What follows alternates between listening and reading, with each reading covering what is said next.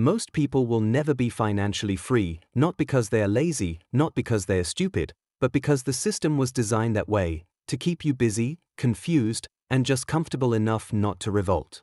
And by the time most people realize the game is rigged, it's too late to win because they were never taught the rules in the first place. That's the part no one tells you. They tell you to budget, to work hard, to buy a house, to invest in the market. They say financial freedom is just a matter of discipline. But let's be honest, discipline won't get you there. They'd be good to remunerative teacher and factory workers who scrimped and saved their entire life and retire wealthy. But they don't. And the reason why has nothing to do with effort and everything to do with design. Financial freedom is not just about money. It's about control, time, choices, security, the ability to say no to a boss, to a bill, to a crisis. That kind of freedom isn't handed out. It's constructed. And to construct it, you have to understand what's really holding people back. Let's start with history. For most of human civilization, wealth was about land. Land meant food, food meant power. In medieval Europe, 90% of the population worked the land for someone else. They were called serfs. But they were really just laborers trapped by debt, rent, and the fear of starvation. Sound familiar? Fast forward to the Industrial Revolution. Suddenly, people weren't tied to soil, they were tied to wages. The factory replaced the field, but the dynamics stayed the same. Work long hours, earn just enough to survive, stay dependent.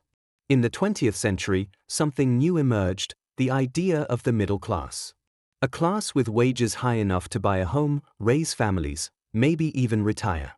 But even then, real freedom was rare. Because the whole system, from schooling to employment to consumer culture, was built to keep people earning and spending. Enter the 21st century. Productivity has skyrocketed. Technology has exploded. But real wages for most people? Stagnant. The middle class? Shrinking. Meanwhile, the cost of living, housing, healthcare, education, soared. Debt has become the default. Student debt, credit card debt, auto loans, mortgage debt, medical bills. The average American household now carries over $100,000 in total debt. And that's just the average. So ask yourself, who benefits when most people are always paying something back? Now add inflation, the silent thief. $1 today buys half what it did 20 years ago. And the so-called solution to this problem? Print more money.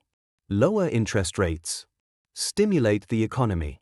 But every time that happens, asset prices inflate. Stocks, real estate, commodities. The rich, who already own the assets, get richer. The poor, who own none, fall further behind. This isn't a glitch. It's the engine. A financial system powered by debt, lubricated by inflation, sustained by confusion. Here's the kicker, it trains you to blame yourself. Didn't save enough?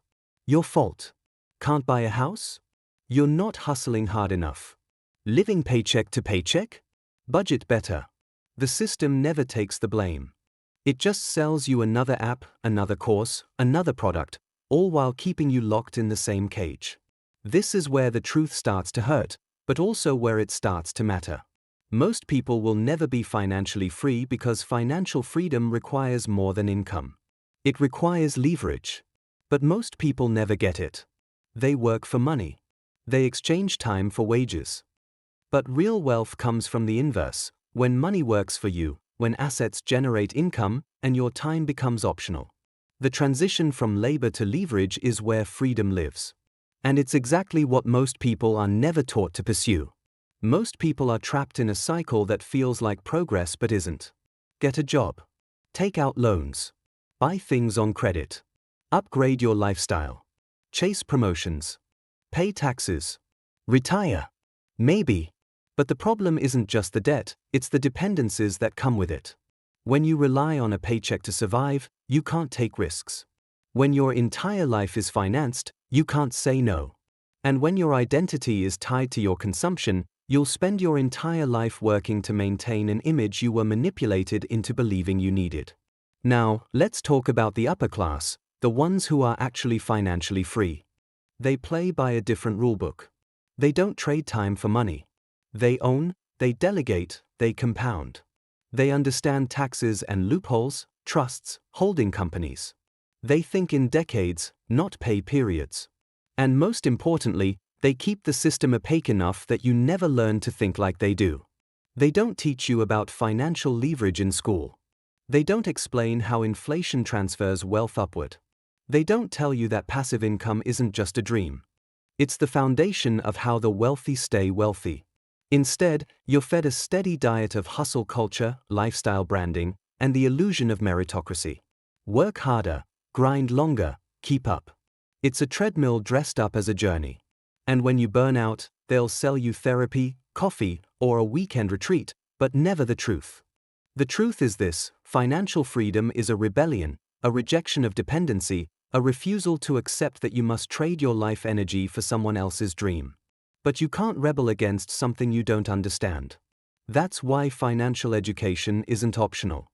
It's the foundation of sovereignty. It starts by asking uncomfortable questions. Where's your money actually going each month? What percentage of your income is tied to your labor? And how can you change that? What skills do you have that can compound? What assets can you build or acquire that generate cash flow? And just as important, what can you remove? What expenses, what assumptions, what addictions to convenience or approval are keeping you trapped? Because real wealth isn't just about having more, it's about being less. Not in a minimalist, aesthetic way, but in a strategic way, where every dollar saved is a seed planted, not a joy denied. This is where mindset matters. The average person reacts to money. The financially free person designs around it. They build buffers to anticipate volatility. They understand the difference between price and value, between urgency and importance. They don't chase the market. They position themselves to survive it. And this isn't just theory. History backs it up. The families who held wealth for generations didn't do it by guessing stock tips. They did it by owning land, businesses, intellectual property, assets that produce income no matter what happens to the economy. They passed down knowledge, legal structures, strategic positioning. It wasn't just money. It was mindset, codified into systems. Meanwhile, everyone else was trained to be consumers. Earn, spend, repeat. Be grateful you have a job. Be ashamed if you don't. Take loans for education. Take loans for transportation. Take loans for housing. But don't ask your profits. Don't ask how money is created. Don't ask why the harder you work, the less it seems to matter. But now you're asking. And that's the first crack in the illusion. So what's the practical path forward? It's not glamorous. It's not viral. And it won't make you rich overnight. But it's real. First, reduce fragility. Cut to the liabilities that keep you reactive. That could mean downsizing, selling a car, moving somewhere cheaper. But every dollar of flexibility you create is a dollar of power regained. Second, build assets, not just investments. Assets. Skills that earn in the open market. Businesses that grow beyond your time. Investments that produce income while you sleep. Even well-placed networks are an asset. Think long-term. Compound relentlessly. Third, protect your mind. Don't drown in news and hype or fear. Study history. Understand systems. Learn how incentives drive behavior.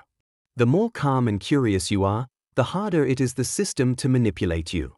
Fourth, share the knowledge. Real power isn't hoarded. It's multiplied. When more people understand how the game is played, the game starts to change. Because the truth is, most people will never be financially free. Not because they couldn't be, but because they were never shown how. They were handed a script, told it was life, and punished whenever they strayed from it. But you don't have to follow that script. You can write a new one. Start with clarity and control, then freedom. Not fantasy freedom. Real freedom. The kind where you choose how you spend your days. Where emergencies don't destroy you, where money becomes a tool, not a tyrant. It's not easy, but it is possible. If it starts now, if it gives you a new perspective, and subscribe. History has the answers. It'll show you where to look.